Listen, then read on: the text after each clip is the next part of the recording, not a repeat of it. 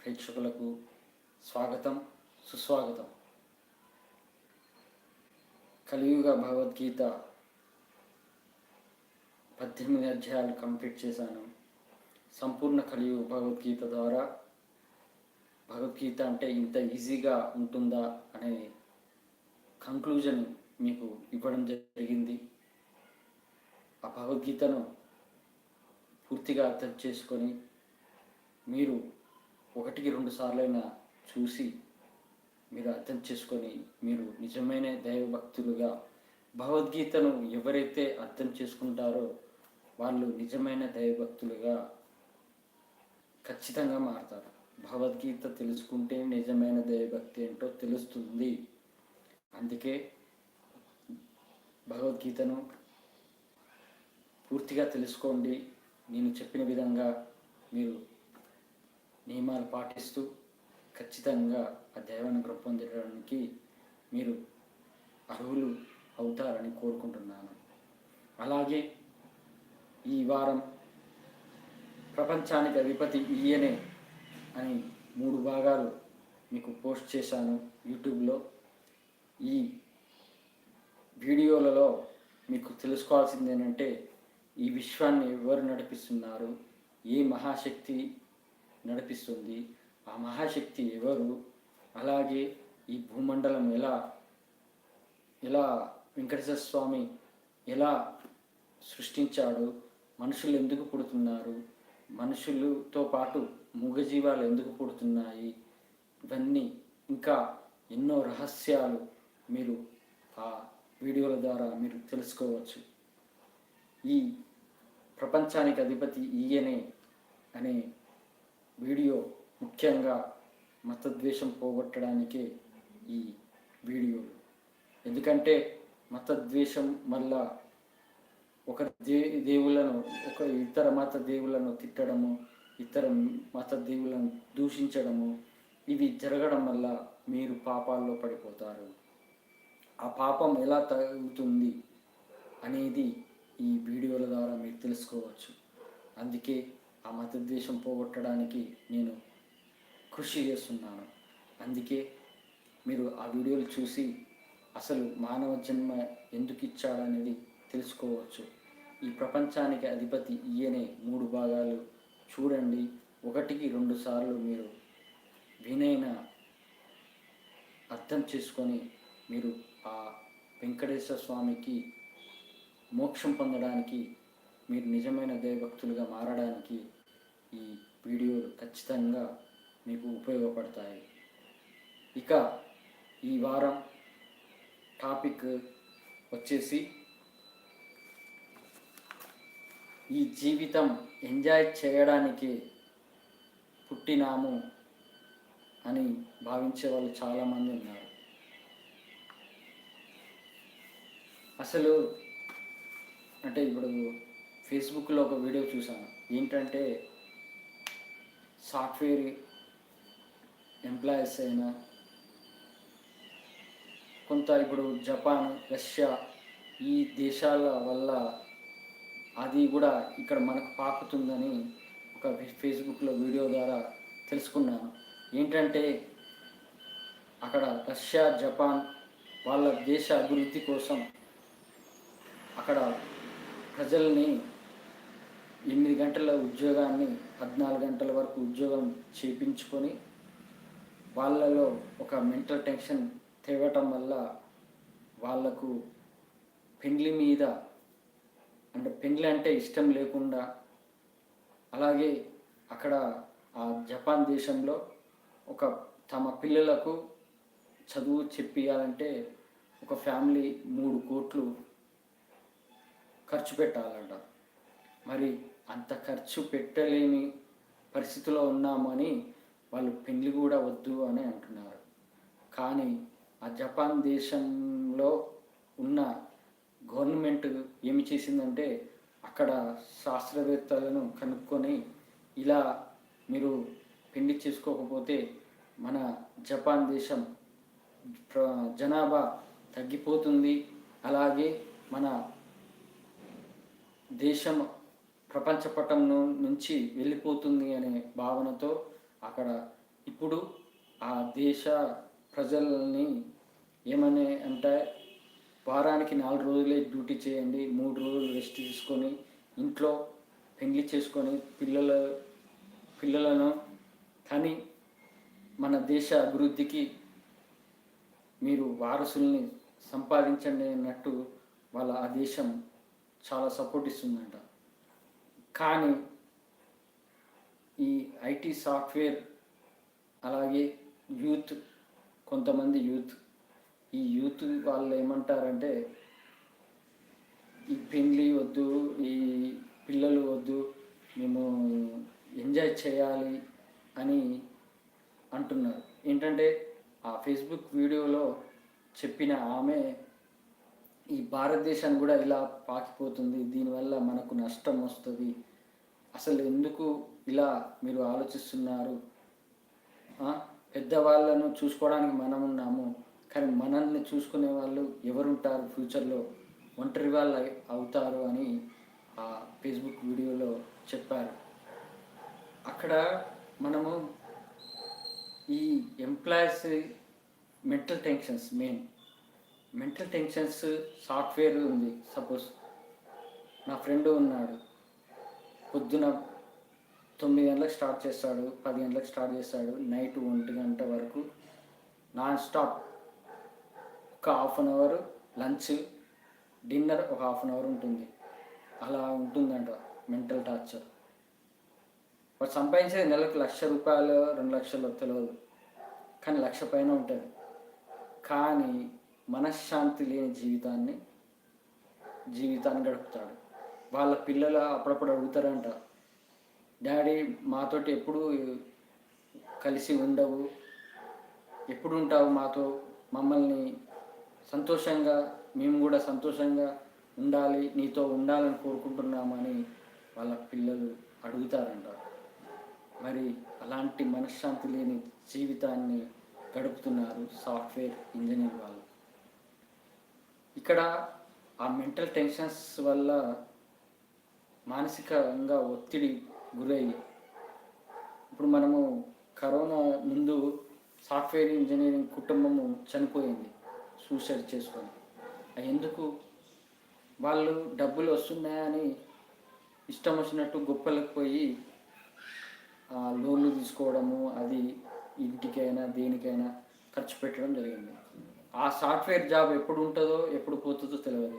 అలాంటి ఆ జాబుని వాళ్ళు ఈజీగా తీసుకొని వాళ్ళు లోన్ల మీద లోన్లు పెట్టి బాగా ఈఎంఐ ఖర్చు పెరిగిపోయింది.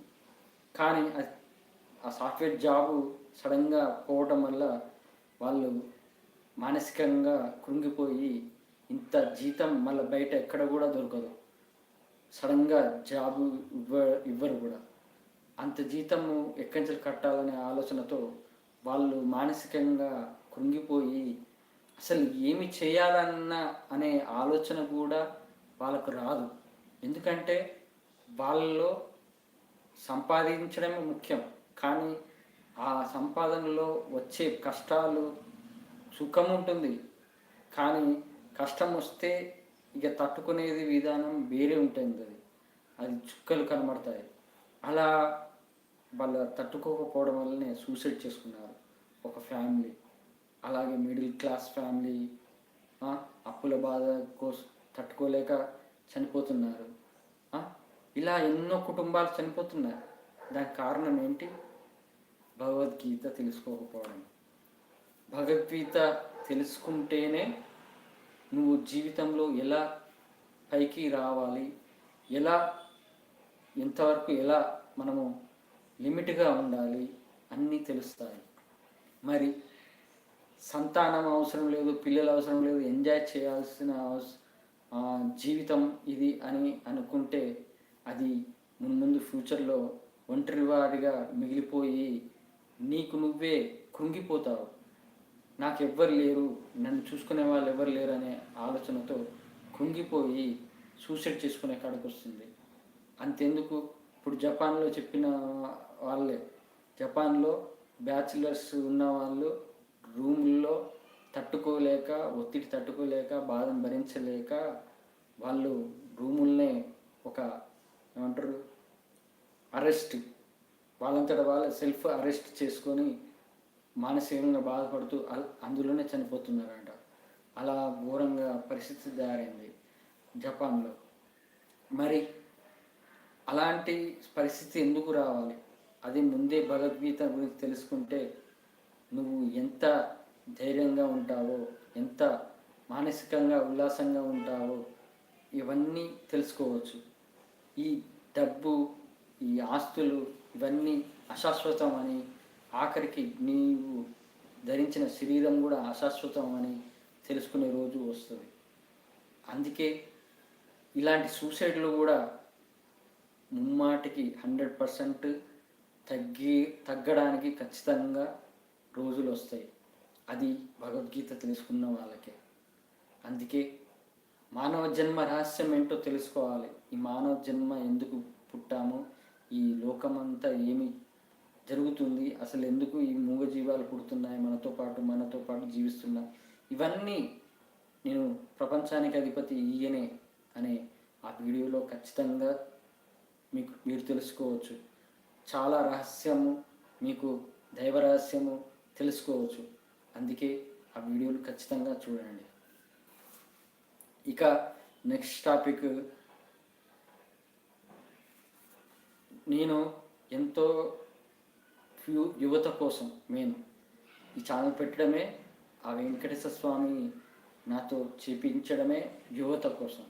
ఆ యువత ఏంటంటే నెక్స్ట్ జనరేషన్ బాగుండాలంటే భగవద్గీత ప్రకారం నడిస్తే ఎంత బాగుంటుందో తెలుసుకోవడానికి ఈ ఛానల్ పెట్టాను. కానీ ఇప్పుడు ఉన్న జనరేషన్లో తల్లిదండ్రులు ఏంటంటే డబ్బు, ఆస్తి దీనిపైనే మమకారం పెట్టుకొని వాళ్ళ పిల్లల్ని వాళ్ళు చెడగొడుతున్నారు. అసలు భగవద్గీత అంటే ఏందో వాళ్ళ తల్లిదండ్రులకే తెలియదు. ఇక పిల్లలకేం చెప్తారు? ఇలా వాళ్ళ పిల్లల్ని వాళ్ళే చెడగొడుతున్నారు. ఇది రోజులు మారే రోజు వస్తాయి. ఖచ్చితంగా వెంకటేశ్వర స్వామి యువతను కాపాడటానికి, నా ద్వారా తెలియజేయడానికి ఏదో ఒక రోజు సమయం వస్తుంది. అసలు ఊహించనంత వింత జరగవచ్చు.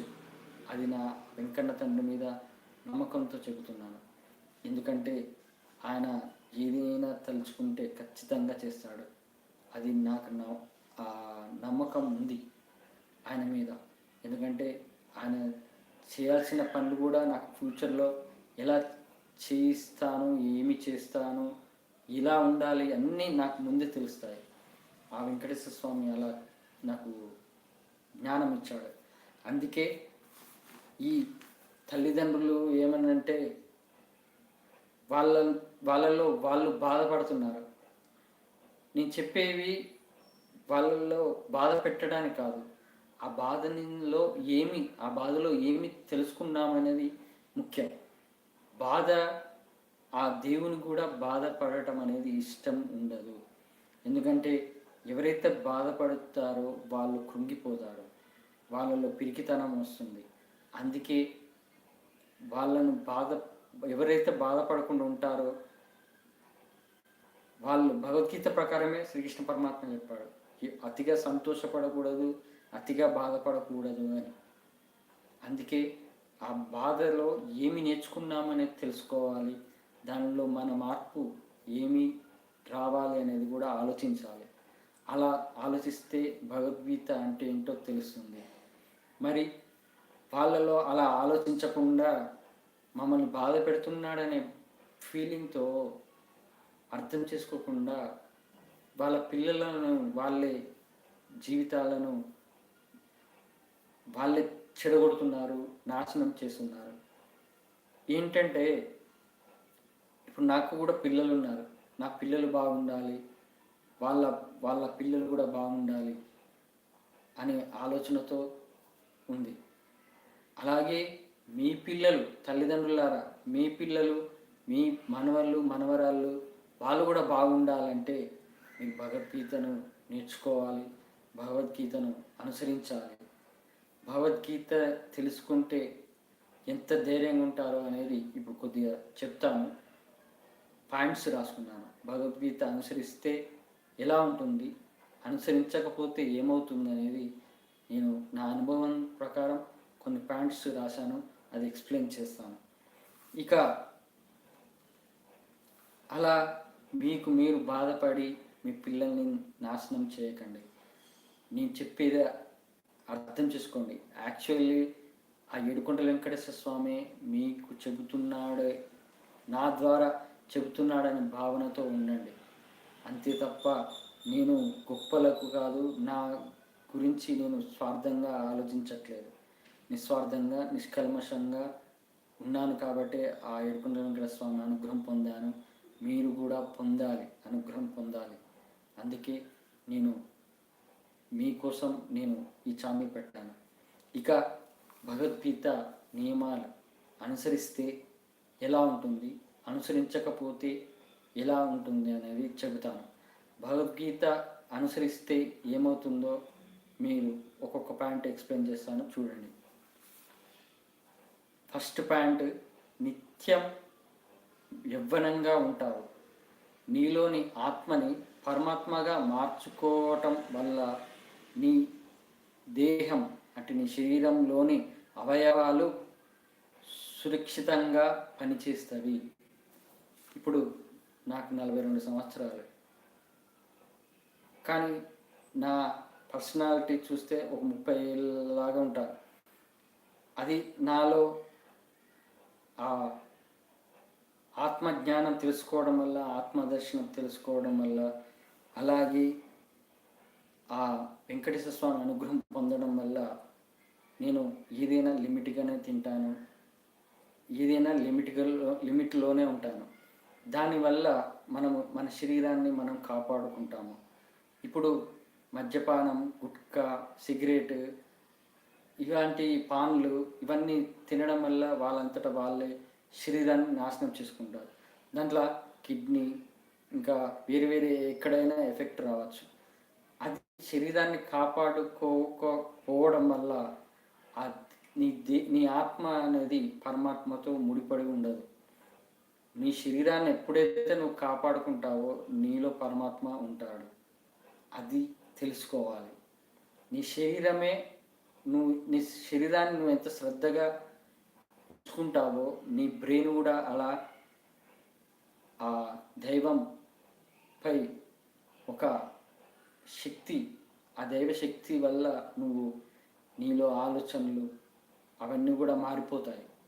అందుకే మనము యవ్వనంగా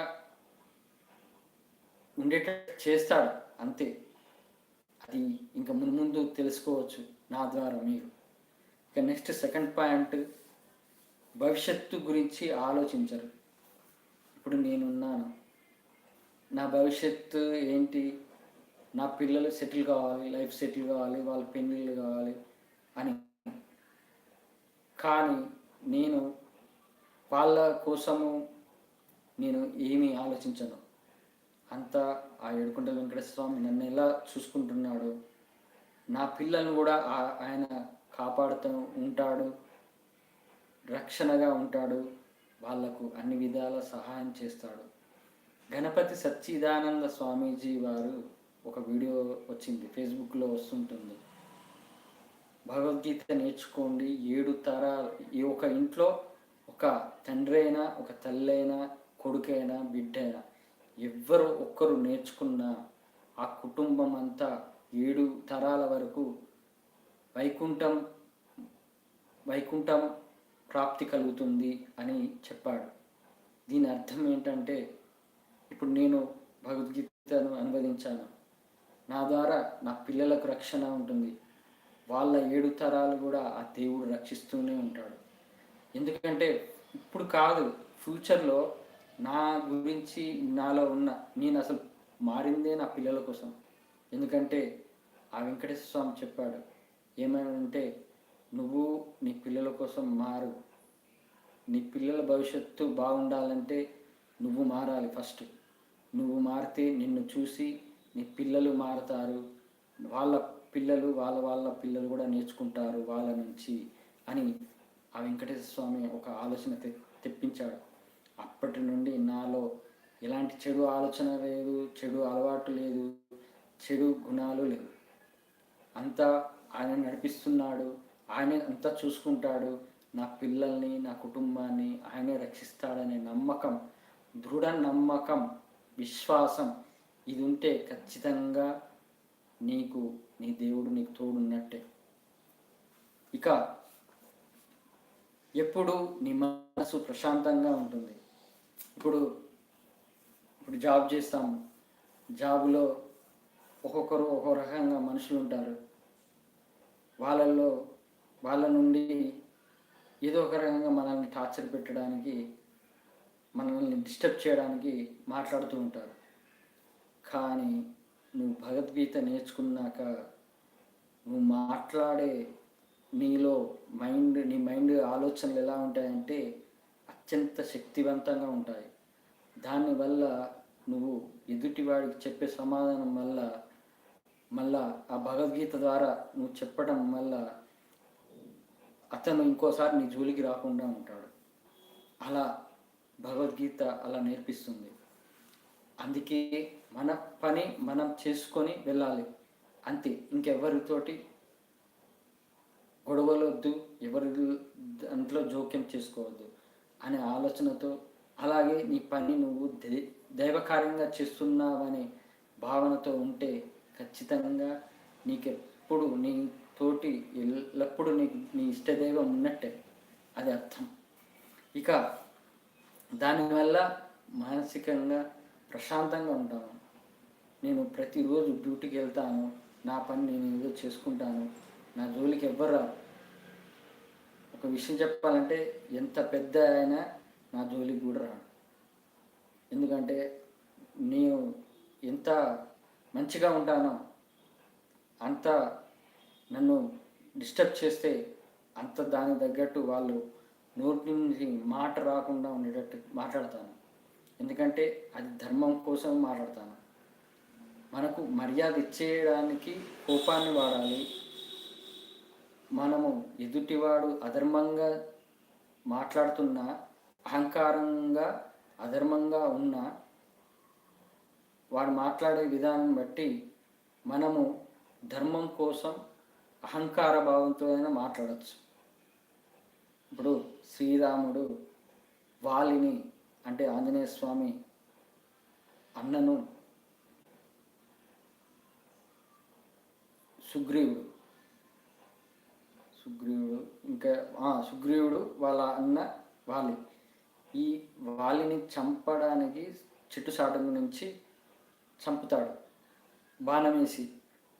అప్పుడు వాలి అడుగుతాడు, నువ్వు ధర్మం నిలబెట్టేవాడు కదా, నువ్వు ఎందుకు చాటుగా నన్ను చంపావు, చెట్టు చాటుగా నుంచి నన్ను చంపావు ఎందుకు అని అడిగితే ఆయన ఏం సమాధానం చెప్పాడంటే, నువ్వు నీ తమ్ముడి భార్యను లొంగ తీసుకున్నావు అంటే కిడ్నాప్ చేశావు, దానికి నువ్వు అధర్మం చేశావు. నీ అధర్మాన్ని అణిచివేయడానికి నేను అధర్మం చేయడము అంటే ధర్మం కాపాడడానికి నువ్వు అధర్మంగా చేసినందుకు నిన్ను శిక్షించడంలో తప్పు లేదు అని ఆ శ్రీరాముడే చెప్తాడు. అంటే అర్థం, ఎదుటివాడు అధర్మంగా ఉన్నా ధర్మంగా జీవిస్తున్నా అని అహంకార భావంతో మాట్లాడతాడే, అలాంటి వాళ్ళకు నువ్వు అహంకారంగానే మాట్లాడు, అహంకారంగానే సమాధానం చెప్పు. అది నీవు భగవద్గీత ప్రకారం ధర్మంగా పాటిస్తూ అలా ఉంటే ఖచ్చితంగా నీ జోలికి ఎవ్వరు రారు. ఇది నిజం. ఇక పంచభూతాలు ఎల్లప్పుడూ నీకు రక్షిస్తుంది. వెంకటేశ్వర స్వామి అనుగ్రహం పొందినందుకు ఆ వెంకటేశ్వర స్వామి దర్శనం కోసమే ఋషులు, మునులు, దేవతలు, ముక్కోటి దేవతలు ఎదురు చూస్తుంటారు ఆయన అనుగ్రహం కోసం, అంటే ఆయన దర్శనం కోసం, వెంకటేశ్వర స్వామి దర్శనం కోసం.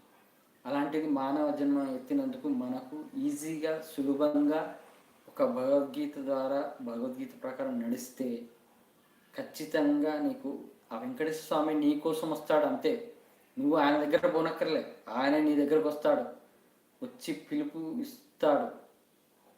నువ్వు ఆయన అనుగ్రహం పొందడానికి పిలుపు వస్తుంది. ఇది నేను ఖచ్చితంగా నమ్మకంగా చెప్తున్నాను, అనుభవంగా చెప్తున్నాను. అది నిజం. అలా ఆయన పిలుపు వచ్చేటట్టు చేసుకోవాలి.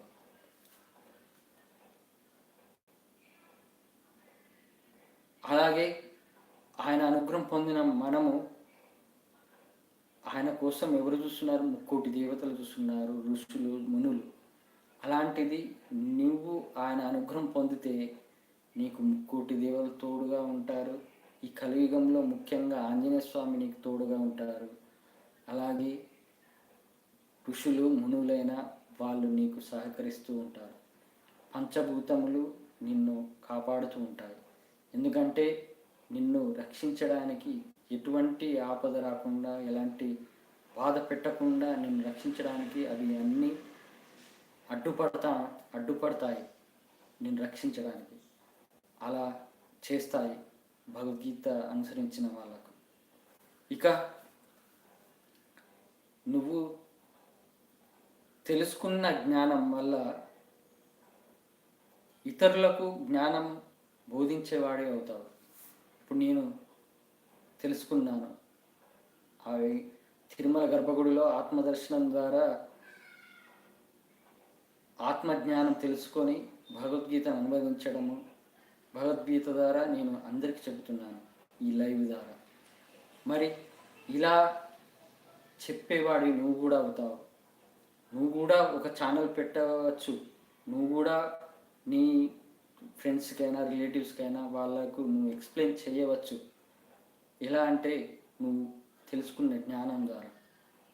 అది నువ్వు చేయడం వల్ల ఆ దేవునికి నువ్వు సహాయం చేసిన వాడివి అవుతావు. నువ్వు కూడా నేను చెప్పాను లాస్ట్ వీక్లో, పరమాత్మ సైన్యంలో నువ్వు కూడా చేరినట్టే. పరమాత్మ సైన్యంలో నేనున్నాను అంటే, పరమాత్మ సైన్యం అంటే నిజమైన దైవభక్తుడిగా భగవద్గీత ప్రకారం నియమాలు పాటిస్తూ ధర్మంగా జీవించేవాడు పరమాత్మ సైన్యంలో చేరుతాడు. ఆ పరమాత్మ సైన్యంలో చేరినవాడు ఎప్పటికీ ఆ ఏడుకొండల వెంకటేశ్వర స్వామి అనుగ్రహం పొందుతూనే ఉంటాడు. ఇది ఆ ఏడుకొండల వెంకటేశ్వర స్వామి ఇచ్చిన ఆలోచన. అందుకే ఈ పరమాత్మ సైన్యంలో మీరు కూడా చేరండి. అందుకే నువ్వు ఇతరులు బోధించేవాడివి అవుతావు.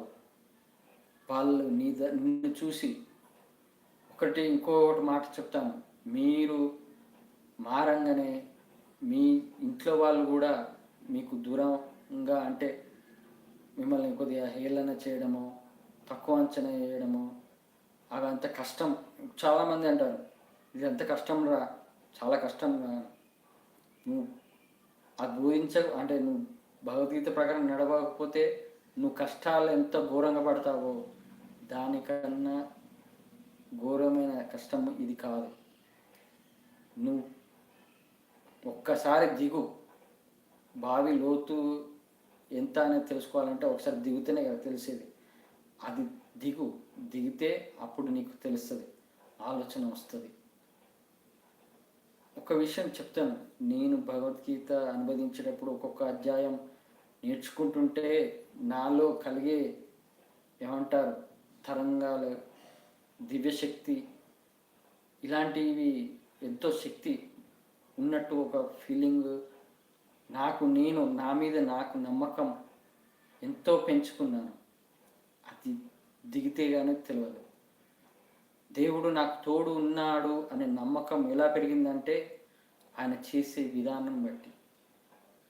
ఆయన ప్రతిసారి నేను ఏ బాధపడుతున్నానో ఆ బాధను తీసేయడానికి ఏదో ఒక రకంగా అది నెరవేరుస్తాడు. అంతే, అది నిజం. నేను వాషింగ్ మిషన్ గురించి చెప్పాను కదా, ఒక్క పైసా లేదు నా దగ్గర, డబ్బు ₹1 కూడా లేనప్పుడు అర్బన్ కంపెనీ అయినా ఒక ₹1000 ఉంటే ₹1000తోటి నేను పార్ట్ రిపేర్ చేస్తే అర్బన్ కంపెనీ అయినా ఇది కాదు మదర్ బోర్డ్ ప్రాబ్లం అని, దీనితో పాటు ఇంకేదో ప్రాబ్లమ్స్ రావచ్చు, అనే ఫీలింగ్ ఆయన చెప్పడం వల్ల నాలో ఒక వేరే ఫీలింగ్ కలిగింది. అరే నా దగ్గర డబ్బులు లేవే, ఇప్పుడు వాషింగ్ మిషన్ లేకపోతే ప్రాబ్లం కదా అని బాధపడ్డా. కానీ మళ్ళా ఆయనంతటా ఆయనే వచ్చి నీ వాషింగ్ మిషన్ నవ్వుతూ నీ వాషింగ్ మిషన్ కొత్తదిలా చేసి పెట్టి వెళ్తాను, వైరింగ్ కొత్త వైరింగ్ మదర్ బోర్డు అన్ని పార్ట్స్ రిపేర్ చేసి కొత్త దానిలాగా చేస్తాను, 2-3 సంవత్సరాలకు మీరు వాషింగ్ మిషన్ రిపేర్ చేయనక్కర్లేదు అని చెప్పి వెళ్ళాడు.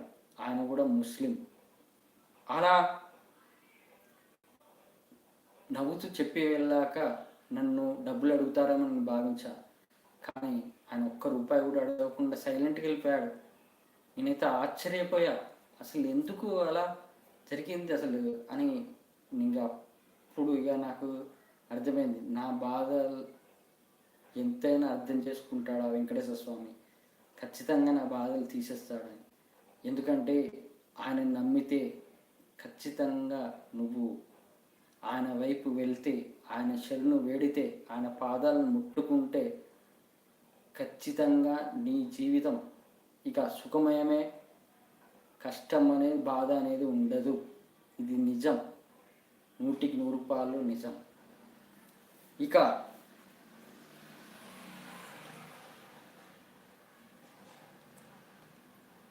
అందుకే అందరూ మారండి. మీ తల్లిదండ్రులు చెప్పకపోయినా పర్వాలేదు, నేనున్నాను, ఈ ఛానల్ ఉంది మీకోసం. యువత మీరు మారండి, తెలుసుకోండి, మానవ జన్మ రహస్యం అంటే ఏంటో తెలుసుకోండి. మీకు మీరు భవిష్యత్తును, మీ పిల్లల నెక్స్ట్ జనరేషన్ కూడా భవిష్యత్తు మారేటట్టు చేసుకోండి. ఇక నెక్స్ట్ వచ్చేసి, నాకు ఎదురు రారు, నాకు ఎవరు ఎదురు రారు. ఒకవేళ వచ్చినా నాకు ఎదిరించే శక్తి వస్తుంది. అవును, నేను ఏఆర్ఎంస్ మూవీ చూశాను టీవీలో. ఏఆర్ఎం మూవీ చూస్తే అసలు ఏందో ఆ సినిమా నాకు తెలియదు, ఫస్ట్ టైం చూశాను. ఆ సినిమాలో లాస్ట్కు పాట ఉంది, ఎదురు నీకు లేరులే, అడ్డు నీకు రాదులే, దారినిచ్చు నీటి అలలివే అని. చాలా ఆ లిరిక్లో ఎంతో అర్థం ఉంది.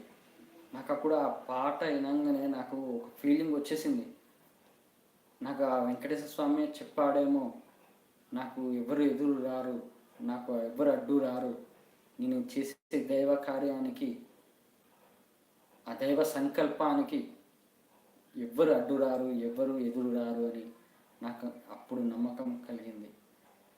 ఇక ఆయన ఉన్నాడు చాలు, ఆయన ఆల్రెడీ ఎప్పుడో ఇచ్చాడు నాకు, నేనున్నాను, నీకు భయం లేదు, నువ్వు భయపడకు, నేనున్నాను నీకు తోడు అని కల్లో చెప్పి ఓదార్చాడే. అప్పటి నుండి నాకు నాకు ఎవరు ఎదురు రారు, ఎవరు వచ్చినా నేను చెప్పే సమాధానానికి వాళ్ళు మూర్తి ముడుచుకుని సైలెంట్గా వెళ్ళిపోతారు. ఎందుకంటే వాళ్ళలో ఏదో ఒక తప్పు అనేది వాళ్ళకు తెలుసుకుంటారు కాబట్టి వాళ్ళకు నోటి నుంచి మాట రాదు, అది చెప్పే ధైర్యం వస్తుంది. నువ్వు చేసేది అధర్మం, నీ అధర్మము అని ఎదురుగా చెబితే అతను ఏమి చేయాలో తెలియక, అతను భగవద్గీత గురించి తెలుసుకోలేదు కదా, దాన్ని బట్టి అసలు ఏం చెప్పాలో తెలియక సైలెంట్గా వెళ్ళిపోతాడు. అది భగవద్గీత ఉన్న పవర్. ఇక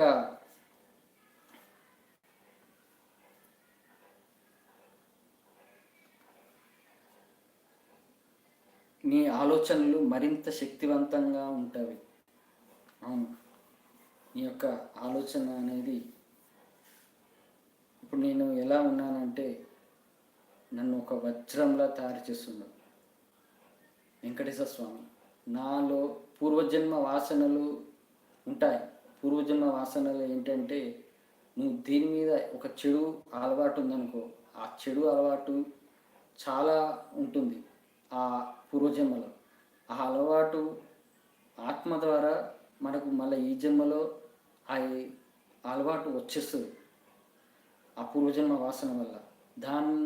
ఆ చెడు అలవాటు దూరమయ్యేటట్టు చేశాడు. నేను నా ఆలోచనలు ఎలా గ్రిప్పులో పెట్టుకోవాలి అంటే, నన్ను చెడగొట్టడానికి వచ్చే ఆలోచనలు ఉంటాయి, దాన్ని ఎలా మనం బయటపడేయాలి, దాని నుంచి ఎలా తట్టుకోవాలి అన్నీ తెలుసుకున్నాను. ఇది నన్ను మార్చడానికే చేస్తుండు అని నేను గ్రహించాను కూడా. ఇది ఆ ఆలోచనలు అనేవి, ఒక విషయం చెప్పాలంటే నేను ఒకటి చెప్తాను ఈజీగా అర్థమయ్యేటట్టు. ప్రతి మనిషిలో పరమాత్మ ఉంటాడని భగవద్గీత ప్రకారం అందరికీ తెలుసు. మంచివాడు ఉంటాడు, చెడ్డవాడు ఉంటాడు. మంచివాడు ధర్మంగా, నీతిగా, నిజాయితీగా ఉన్నవాడైతే వాళ్ళల్లో మంచి జరుగుతుంది. ఎందుకంటే నీలో ఉన్నది పరమాత్మ మంచి చేయిస్తాడు, నీకు మంచి ఆలోచనలు తెప్పిస్తాడు, నీకు మంచి జరుగుతుంది. ఇక చెడ్డవాడు ఉంటాడే, వాడిలో ఏ చెడ్డ అలవాటు ఉన్నా, ఏ చెడు అలవాటు ఉన్నా, అంటే ఎలాంటి చెడు ఆలోచనలు ఉన్నా, ఎలాంటి చెడు గుణాలున్నా, ఇలా ఉన్నా వాడు తెలుసుకోకపోతే అతనిలో ఉన్న పరమాత్మ అతన్ని చెడగొట్టడానికే చేస్తుంది. అంటే పరమాత్మ చెడగొట్టడం ఏంటి అని అనుకుంటారా? దేవుడు మంచి వాళ్ళకు మంచివాడు అవుతాడు, చెడ్డవాళ్లకు చెడ్డవాడు అవుతాడు. ఇది నిజం. రాక్షసులకు రాక్షస రూపంలోనే కనబడతాడు, మంచి వాళ్ళకు దైవ రూపంలోనే కనబడతాడు. ఇది తెలుసుకోవాలి. నా మైండ్ ద్వారా నేను తెలుసుకున్నది ఏంటంటే, నాలో పరమాత్మ ఉన్నాడు, ఆ వెంకటేశ్వర స్వామి ఉన్నాడు, ఆయనే నాకు అన్ని నేర్పిస్తున్నాడని. ఒకటి విషయం, శివాజ్ఞ లేనిది చీమైన కుట్టదంటారే, ఆయన ఆజ్ఞ లేనిది ఏది జరగదు. నేను ఒకటి ఆలోచిస్తా, నాకు ఎదుటివాడు చెడ్డవాడు ఎదురుపడ్డాడనుకో, వాడు ఎలా ఉన్నాడో నాకు సంబంధం లేదు. అతని ద్వారా నేనేమి తెలుసుకుంటున్నాను, ఆ దేవుడు నాకు ఏమి నేర్పిస్తున్నాడు అని నేను బాగా ఆలోచిస్తాను. అలా ఆలోచించినాక నీ మైండ్ ఎలా ఉంటుందంటే, మనల్ని స్ట్రాంగ్ చేస్తాడు. ఆ స్ట్రాంగ్ చేయడానికి మనకు ఎదుటివారు మనల్ని రెచ్చగొట్టడమైనా, తిట్టడమైనా, ఇంకేదైనా ఎదుటివాడు మనల్ని ఏమైనా చేసినా అది స్ట్రాంగ్ చేయడానికే అని ఆలోచించాలి. అప్పుడు నీలో ఆలోచనలు స్ట్రాంగ్ అవుతాయి, నీ ఆలోచన ధోరణి కూడా స్ట్రాంగ్ అవుతుంది. నేను ప్రపంచానికి అధిపతి ఈయనే అని చెప్పడం కూడా ఇందుకే, మన మైండ్ స్ట్రాంగ్గా ఉండాలని. ఎందుకంటే అజ్ఞానులు ఉంటారే, నాకు తెలిసిందే జ్ఞానం, ఇక నా అంత జ్ఞానం ఎవ్వడికి లేదు అనే భావన ఉంటారు. అలాంటి వాళ్లకు చెబుతున్నాను ఏంటంటే, ఇప్పుడు గరికపాటి గారికి ఒక జ్ఞానం ఇచ్చాడు, చాగంటి గారికి ఒక జ్ఞానం ఇచ్చాడు దేవుడు, అబ్దుల్ కలాంకి ఒక జ్ఞానం ఇచ్చాడు. ఒక్కొక్కరికి ఒక్కొక్క రకంగా టాలెంట్ ఉంటుంది. ఎదుటి వాళ్ళు ఏమి చెబుతున్నారో అనేది నువ్వు తెలుసుకుంటే అప్పుడు నీలో ఏంటి అజ్ఞానం ఏంటనేది తెలుస్తుంది. అది తెలుసుకోకుండా నీకు నువ్వే జ్ఞానం, నాకు అన్నీ తెలుసు అని మాట్లాడితే అది నీకు నువ్వే చెడిపోతావు. అది అర్థం చేసుకోవాలి, అలా ఉండాలి. ఇక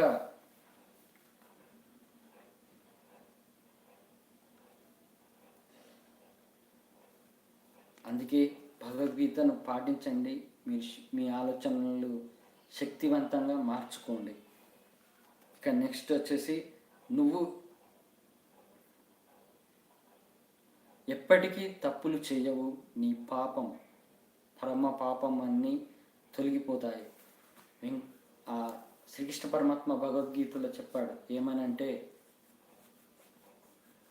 అర్జున, నువ్వు ఎప్పుడైతే నన్ను తెలుసుకుంటావో, నా వైపు వస్తావో, అప్పుడు నీ పూర్వజన్మ పాపాలైనా ఈ జన్మల పాపాలైనా అన్నీ తొలగిపోతాయి, సర్వ పాపములన్నీ తొలగిపోతాయి అని అన్నాడు. అది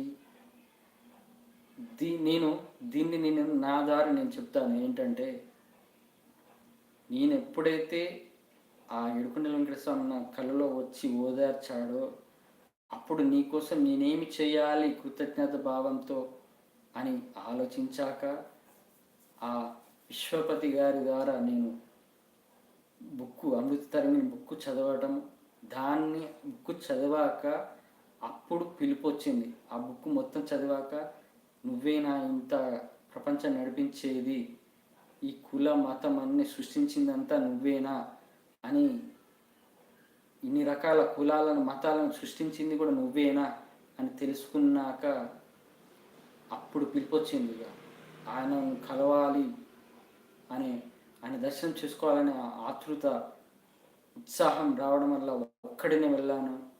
ఆయన ఆత్మదర్శనం కలిగించాడు, ఆత్మజ్ఞానం తెలుసుకున్నాను. దానివల్ల ఎప్పుడైతే శ్రీవారి పుష్కరిణిలో స్నానం చేశానో అప్పుడే నా సర్వ పాపములు తొలగిపోయినట్టే.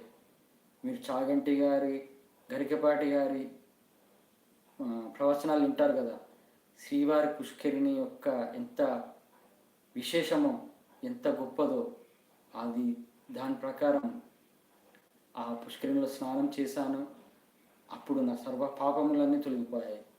ఎందుకంటే ఆయన శరణు వేడాను కాబట్టి, ఆ వెంకటేశ్వర స్వామిని, నువ్వే నాకు దిక్కు, ఈ అన్నీ అశాశ్వతం, ఆఖరికి నా ఫ్యామిలీ అయినా నాతో ఉండదు, చివరికి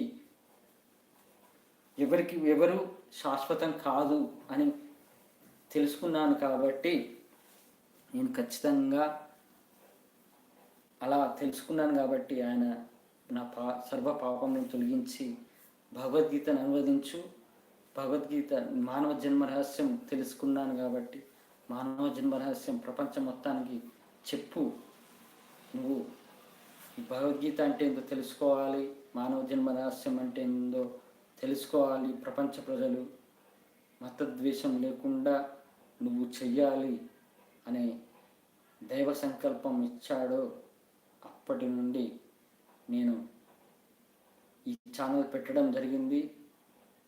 ఇప్పుడు మీకు చూస్తున్నారు కదా. ఇక అందుకే భగవద్గీత, మీరు భగవద్గీత కష్టమని అస్సలు అనకండి. మీరు 1-2 సార్లు చదివేనా వినేనా, వాట్సాప్ ఛానల్స్ కూడా ఉంటాయి, కలియుగ భగవద్గీత, ఎవరి లాంగ్వేజ్ ఓన్ లాంగ్వేజ్లో వాట్సాప్ ఛానల్స్ లింక్స్ ఉన్నాయి ప్రొఫైల్లో, అది చూడండి. నా వీడియోస్ కొంతమంది వీడియోస్ చూసి నేర్చుకునే వాళ్ళు ఉంటారు, కొంతమంది చదివి వాట్సాప్ ప్రకారం చదివి నేర్చుకునే వాళ్ళు ఉంటారు. ఆ లింక్స్ ఓపెన్ చేయండి, దాన్ని ఫాలో అవ్వండి, ఒక్కొక్కటి చదవండి, మీకు తెలుస్తుంది నా మాట ఏంటో, ఆ శ్రీకృష్ణ మాట ఏంటో, అర్జునుని మాట ఏంటో, అవన్నీ దాంట్లో తెలుసుకోవచ్చు. అందుకే మీరు భగవద్గీతను అనుసరించాలి ఖచ్చితంగా. అసలు భగవద్గీత అనేది కలియుగం కోసం, కలియుగంలో పుట్టిన మనుషుల కోసం, అంతే తప్ప అర్జుని కోసం కూడా కాదు. అదంతా మన కోసం.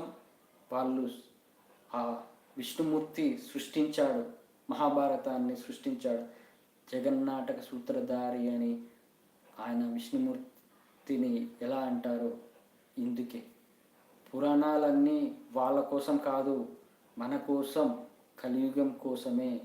కలియుగంలోనే మహాపాపులు ఉంటారు, మహాపాపం చేసే వాళ్ళు ఉంటారు. వాళ్ళని రక్షించాలంటే ఈ యుగాలన్నీ సృష్టించాలి. ఈ యుగాల్లో ఒక్కొక్కటి ఒక్కొక్క రకంగా. కృతయుగం హిరణ్యకశిపుడి యొక్క అహంకారాన్ని, ప్రహ్లాదుడి యొక్క నిజమైన దైవభక్తిని, త్రేతాయుగం రాముని యొక్క సహనం, ఓపిక, అలాగే నీతి, నిజాయితీ, ధర్మం. అలాగే శ్రీకృష్ణ పరమాత్మ భగవద్గీత నిన్ను సూసైడ్ చేసుకోకుండా, నీకు నువ్వు మానసికంగా కుంగిపోకుండా ఉండడానికి నువ్వు భగవద్గీత నేర్చుకోవాలి అని ఆ భగవద్గీత ద్వారా చెప్పాడు. ఈ 3 యుగాలు కలిపితే నువ్వు కలియుగంలో నువ్వు పాటిస్తే నిన్ను మించిన వాడు ఎవడు ఉండడు. నీకు ఆ దేవుడు ఎల్లప్పుడూ ఉంటాడు తోడు. ఇది నిజం. ఇక భగవద్గీత అనుసరిస్తే ఏమి చెప్పానో తెలుసు. ఇంకా నేను ఎన్నో చెప్పేటివి ఉంటాయి, కానీ అది పాయింట్స్ ఉన్నంత వరకు చెప్పాను. ఇప్పుడు అనుసరించకపోతే ఏమవుతుందో చెప్తాను. భగవద్గీత తెలుసుకోకపోతే, భగవద్గీత పాటించకపోతే, ముఖ్యంగా తల్లిదండ్రులారా, మీ తల్లిదండ్రులు మీకు నేర్పకపోయినా, మీరు నేర్చుకోకపోతే మీ పిల్లలు, మీ నెక్స్ట్ జనరేషన్ ఏమవుతుందో ఇప్పుడు చూడండి.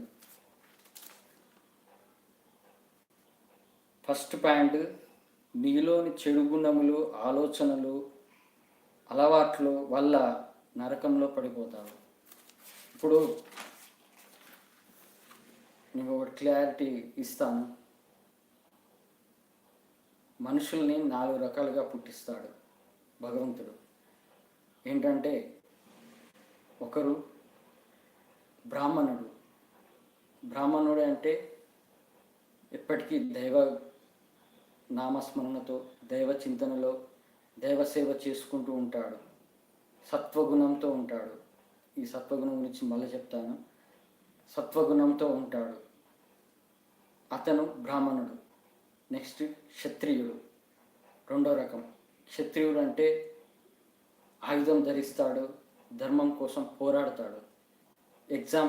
బెస్ట్ ఎగ్జాంపుల్ ఆర్మీ జవాన్, మన దేశం కోసం పోరాడతాడు. భార్యను, పిల్లల్ని మర్చిపోతాడు, తన దేశ రక్షణ కోసం, ధర్మం కోసం తన ప్రాణాలైనా ఇస్తాడు. అది క్షత్రియ ధర్మం, క్షత్రియుడు. నెక్స్ట్ మూడవది వచ్చేసి వైశ్యులు, అంటే బిజినెస్, వ్యాపారం. వీళ్ళు బిజినెస్, వ్యాపారం చేసేవాళ్ళు వైశ్యులు. ఇంకా నాలుగవది శూద్రులు ఏంటంటే ఆ వైశ్యుల కింద వర్కర్గా చేస్తారో, అంటే వాళ్ళ దగ్గర పనిచేసి నెలకు జీతం తీసుకునే వాళ్ళు, ఎంప్లాయీస్, వాళ్ళు శూద్రులు అవుతారు. ఈ 4 రకాల మనుషుల్ని ఈ ప్రపంచం మొత్తంలో ఈ 4 రకాల మనుషులు తప్ప ఇంకెక్కడ ఎవరు వేరే వాళ్ళు ఉండరు. ఇక ఈ 4 రకాల మనుషులకు 3 రకాల గుణాలు ఉంటాయి, త్రిగుణములు అంటారు. ఆ త్రిగుణములు ఏంటంటే సత్వగుణం, రజోగుణం, తమోగుణం. సత్వగుణం ఉన్నవాడు దైవభక్తితో ఉంటాడు, దైవ నామస్మరణ చేస్తూ ఎప్పటికీ దైవ చింతనలోనే ఉంటాడు, దైవ సేవ చేసుకోవడానికి ఎప్పటికీ ఉంటాడు. అదే రజోగుణం అయితే డబ్బు కోసం ఆశ, ఆస్తుల కోసం ఆశ, కామం కోసం, అలాగే ఇంకా అహంకార భావంతో తమ కోరికలు, ఏదైనా కోరిక, కారు కావాలి, బంగ్లా కావాలి, ఈ కోరికలు ఉంటాయి. ఆ కోరికలు నెరవేర్చుకోవడానికి అధర్మంగా వెళ్తారే వాళ్ళందరూ రజోగుణం ఉన్నవాళ్ళు. ఇక నెక్స్ట్ థర్డ్ వన్ తమోగుణం అంటే డ్రింక్ చేయడం, మద్యపానం, అలాగే సిగరెట్లు, పాన్లు, గుట్కాలు, జంక్ ఫుడ్ తినడం. ఇవన్నీ ఏంటంటే తన శరీరాన్ని తను పాడు చేసుకోవడం అన్నట్టు. ఎప్పటికీ తన శరీరాన్ని కాపాడుకోకుండా పాడు చేసుకునే అలవాట్లు ఉంటాయి. ఇవే ఈ 4 రకాలు, ఇంకెన్నో ఉన్నాయనుకో. ఈ డ్రగ్స్ తీసుకోవడం, ఇలాంటి 4 రకాల, ఇంకెన్నో రకాల చెడు అలవాట్ల వల్ల తన శరీరాన్ని పాడు చేసుకునేవాడు తమోగుణం. ఇక స్వర్గప్రాప్తి, నరకప్రాప్తి, మోక్షప్రాప్తి, ఈ 3 కూడా ఉన్నాయి. మోక్షప్రాప్తి కలగాలంటే దైవ సత్వగుణం ఉన్న వాళ్ళే మోక్షప్రాప్తి కలుగుతారు. స్వర్గప్రాప్తి కలిగే వాళ్ళంటే ఇప్పుడు డబ్బున్నవాడు డబ్బులు ఉన్నాయి కదా అని పూజలు చేస్తూ ఉంటాడు, భక్తే ఉంటుంది. కానీ చేసే అహంకార భావంతో నాకంత ఎవరు లేరు, ఇంకోళ్ళని చులకనగా చూడటము, ఇవన్నీ చేసేవాళ్ళు వాళ్ళు రజోగుణం వాళ్ళు. భక్తి ఉన్నా కానీ వాళ్ళు ఆ భక్తితో పూజలు చేసిన వాళ్ళు వచ్చేది స్వగ్ర ప్రాప్తి పొందుతారేమో కానీ మోక్ష ప్రాప్తి పొందలేరు. ఎందుకంటే వాళ్ళలో అహంకారము రజోగుణం ఉంది కాబట్టి. ఇక తమో గుణం వాళ్ళైతే వాళ్ళు స్వగ్రప్రాప్తి ఉండదు, మోక్ష ప్రాప్తి ఉండదు, వాళ్ళకు నరక ప్రాప్తి. నరక ప్రాప్తి అంటే మూగజీవాలలో పుట్టి అడ్డమైన మూగజీవాలు అంటే పందులు, గాడిదలు, ఇంకా ఏదేదో ఆ జీవాలలో పుట్టి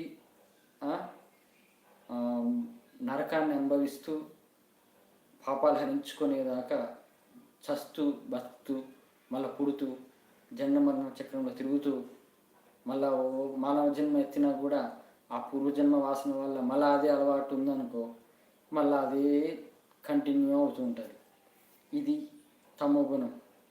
మోక్షప్రాప్తి కలగాలంటే ఏ సమయంలో మరణం జరిగితే మోక్షప్రాప్తి కలుగుతుందో చెప్తాను. ఉత్తరాయణం, శుక్లపక్షం, పగటి పూట అంటే సూర్యోదయం నుంచి సూర్యాస్తమయం లోపు శుక్లపక్షం ఉత్తరాయణంలో చనిపోతే వాళ్ళకు మోక్షప్రాప్తి కలుగుతుంది. అది దక్షిణాయనం కృష్ణపక్షం తెల్లవారుజామున పొగమంచు పడుతుంది, ఆ టైంలో చనిపోయిన వాళ్ళు స్వర్గప్రాప్తి పొందుతారు. ఇక ఈ 2 కాలాలు కాకుండా ఏ కాలంలో చనిపోయినా వాళ్ళకు నరక ప్రాప్తి కలుగుతుంది. ఇది భగవద్గీత ప్రకారం నేను తెలుసుకున్నాను కాబట్టి చెబుతున్నాను. ఇది ఇలాంటి తెలుసుకోవాలి భగవద్గీత ద్వారా. ఇది ఈ చెడు గుణములు, ఆలోచనలు, అలవాట్లు ఉండడం వల్ల నరకంలో పడిపోతామని తెలుసుకోవాలి. ఇక నెక్స్ట్ వచ్చేసి దీర్ఘకాలిక రోగములు, ముఖ్యంగా పరమాత్మ నీలో లేకపోవటం వల్ల. దీర్ఘకాలిక రోగం అంటే ఎలా వస్తుంది? బీపీ, కోపం ఎక్కువ ఉండడం వల్ల, అనవసరంగా టెన్షన్లు పడడం వల్ల, అదొకటి. తర్వాత సరైన టైంకి తినకపోవడం వల్ల డయాబెటిక్ రావటం, అలాగే సిగరెట్లు తాగడం వల్ల హార్ట్కి సంబంధించింది, మద్యపానం తాగడం వల్ల లివర్, కిడ్నీస్ ఎఫెక్ట్, ఇలాంటివి ఉంటాయి. బీపీ, ఈ షుగర్ ఏంటంటే టైంకు తినకపోవడం, సరిగా నిద్రపోకపోవడము, అతిగా నిద్రపోయినా, అతి తక్కువ నిద్రపోయినా, అవి అతిగా తక్కువగా తిన్నా వీటిలలో ఉండడం వల్ల వాళ్ళకు దీర్ఘకాలిక రోగాలు వస్తాయి. దేవుడు కోపానికి బీపీ ఇస్తాడు, మెంటల్ టెన్షన్స్ వల్ల థైరాయిడ్ వస్తుంది, అలాగే చెడు అలవాటు సిగరెట్ ఇవి తాగడం వల్ల హార్ట్ ఎఫెక్ట్ పడుతుంది, మందు తాగడం వల్ల, డ్రింక్ చేయడం వల్ల కిడ్నీ, లివరు వీటి మీద ఎఫెక్ట్ పడుతుంది. ఇలా ఒక్కొక్క చెడు అలవాటుకి ఒక్కొక్క రోగము సృష్టించాడు. అదే అడ్డమైన కామం వల్ల అందరితో సంబంధం పెట్టుకుంటే, అక్రమ సంబంధం పెట్టుకుంటే ఎయిడ్స్ వస్తుంది. అది కూడా తెలుసు కదా.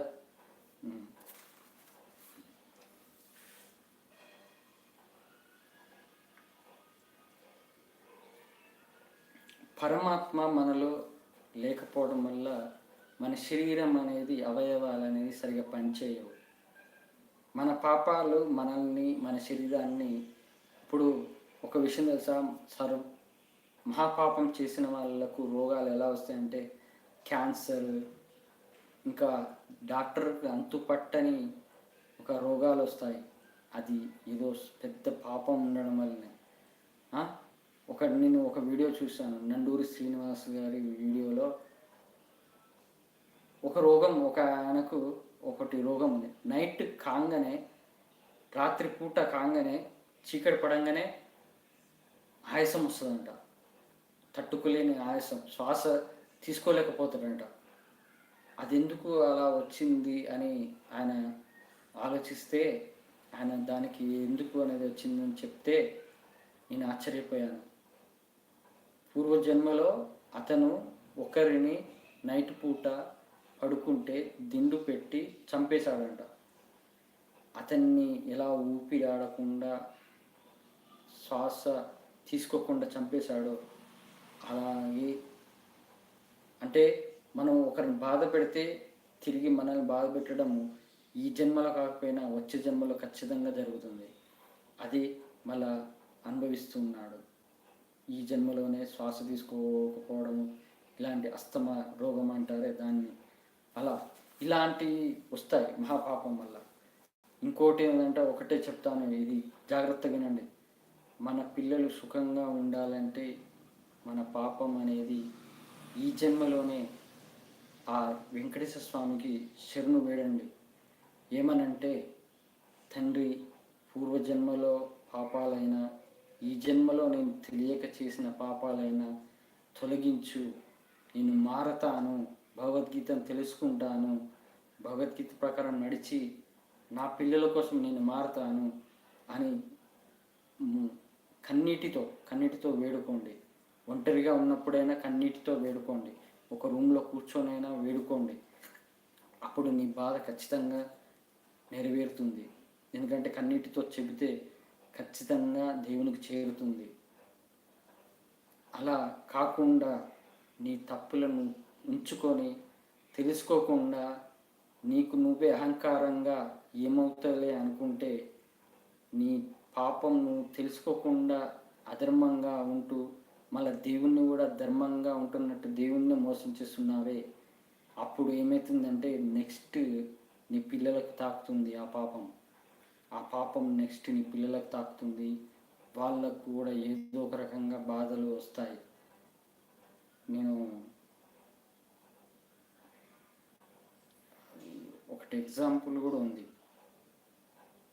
అది మళ్ళీ గుర్తుకొచ్చినప్పుడు చెప్తాను. ఇబ్బందులు ఎలా పిల్లలు ఇబ్బందులు పడతారు తెలుసు కదా.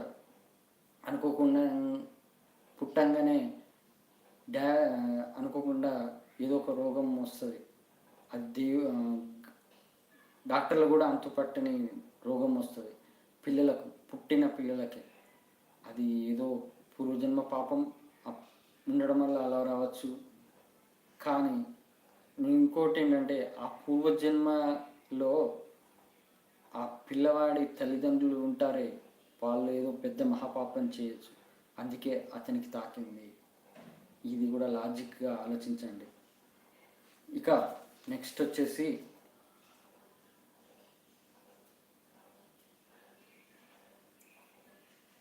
అనుకోకుండా జరిగే మరణములు అనుకోకుండా జరుగుతాయి.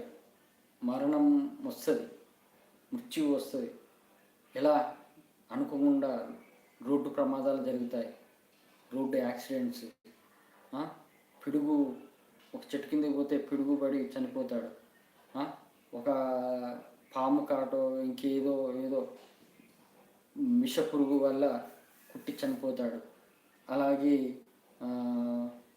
ఇంకా ఎన్నో ఇతర కారణాల వల్ల ఏదో ఒక రోగం వచ్చో ఏదో ఒక రకంగా అలా చనిపోతారు. ఇది నుంచి బయటపడాలంటే భగవద్గీతనే ముఖ్యం. ఎందుకంటే భగవద్గీత ద్వారా సర్వ పాపములు పోతాయి కదా.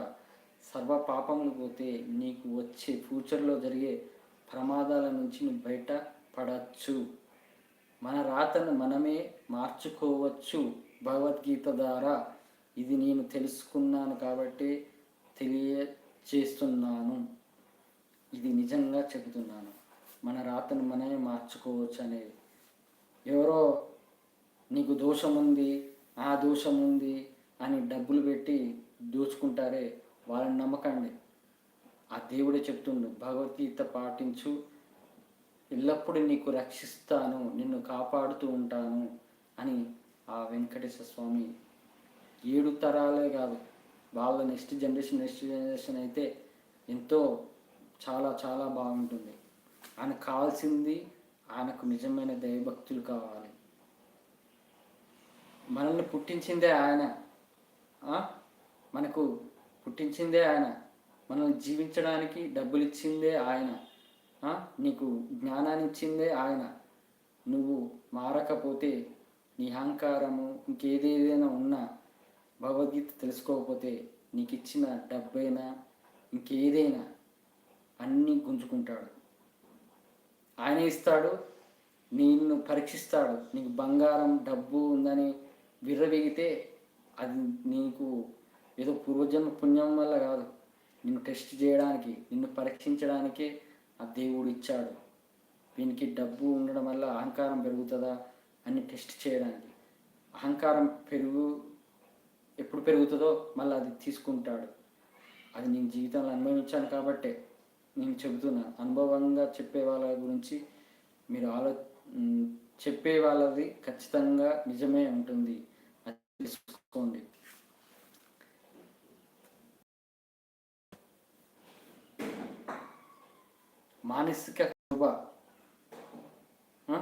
మానసిక శోభ పడతారు. సడన్గా ఏదైనా కష్టం వస్తే ఏమి చేయాలో తెలియదు. అదే భగవద్గీత తెలుసుకుంటే ఆ దేవుడు ఏదో ఒక ఆలోచన ఇస్తాడు, నిన్ను కాపాడుతాడు, నిన్ను రక్షిస్తాడు. ధైర్యంగా ఉండరు, భయం ఉంటుంది ఎప్పటికీ. నీపైన నీకు నమ్మకం ఉండదు, పోతుంది. నీ వల్ల నీ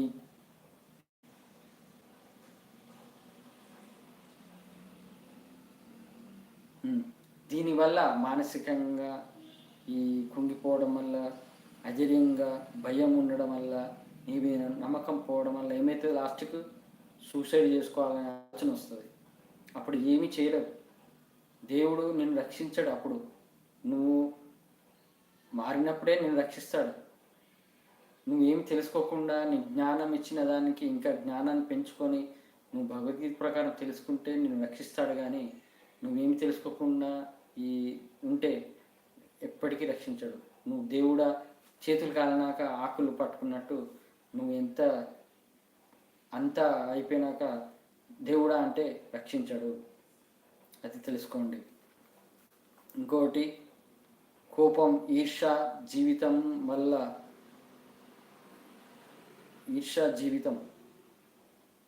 ఈ కోపము, ఈర్ష్య, ద్వేషము వల్ల ఒక మనిషిపై పగ, ప్రతీకారాలు పెంచుకొని ఆస్తుల కోసం చంపటము, తిండి కోసం దొంగతనం చేయడము, ఇవన్నీ చేస్తారే.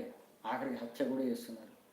ఇది కోపము, ఇవన్నీ వస్తాయి. అలాగే కామం వల్ల అక్రమ సంబంధం, డబ్బు కోసం అక్రమ సంబంధము. కామంతో ఉన్న వాళ్ళు ప్రియుడి కోసం పిల్లవాళ్ళని చంపేస్తున్నారు, పుట్టిన పిల్లల్ని. అంత ఘోరంగా తయారవుతున్నారు.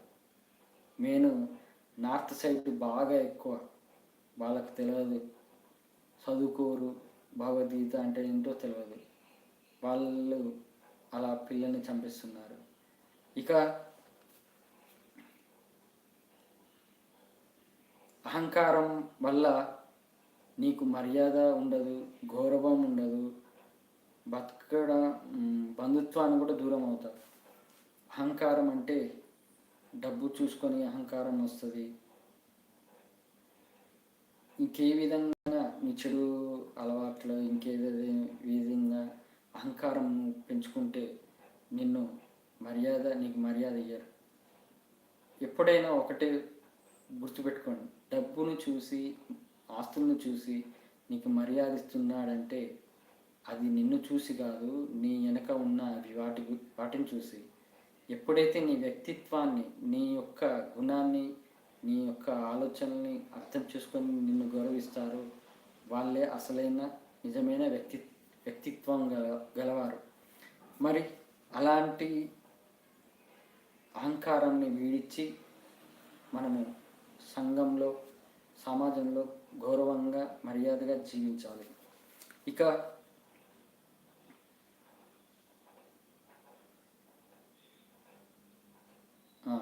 కాలక్షేపం కోసం, వినోదం కోసము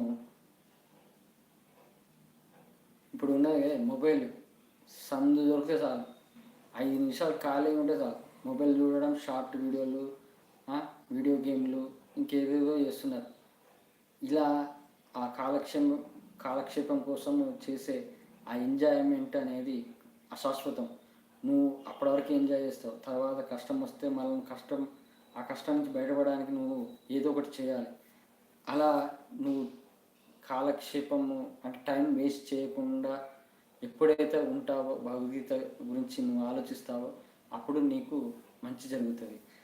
అలా కాకుండా నువ్వు వినోదమే ముఖ్యము, ఎంటర్టైన్మెంట్ మీదనే ఆలోచనతో ఉంటే అది నీకు చేతులు గాలినాక ఆకలి పట్టుకున్నట్టు నువ్వు టైం అంతా వేస్ట్ చేసి తర్వాత లాస్ట్కు భగవద్గీత అంటే నువ్వేమీ తెలుసుకోలేవు. ఎందుకంటే ఆ టైం నువ్వు వేస్ట్ చేసావు కాబట్టి. వయసులో నుండే భగవద్గీత తెలుసుకోవాలి.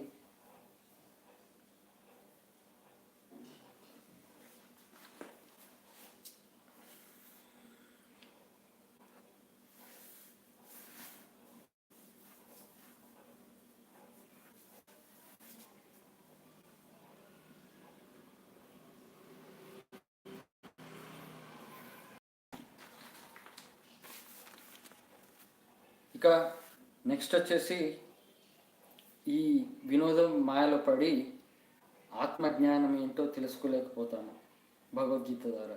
ఇంకోటి, డబ్బు మాయలో పడి తను ఎందుకు జన్మించాడో తెలియక ఆ డబ్బు మాయలో పడి తనకు తాను మెంటల్ టెన్షన్స్తో డబ్బు కోసము తను కుంగిపోయి చివరికి మళ్ళీ జనన మరణ చక్రంలో తిరుగుతూ ఉంటాడు. అది మానవ జన్మ ఎందుకు పుట్టాము, ఏమి చేయాలి, డబ్బు ఇచ్చాడు నాకు దేవుడు, నేనేం చేయాలి ఆ దేవుని కోసం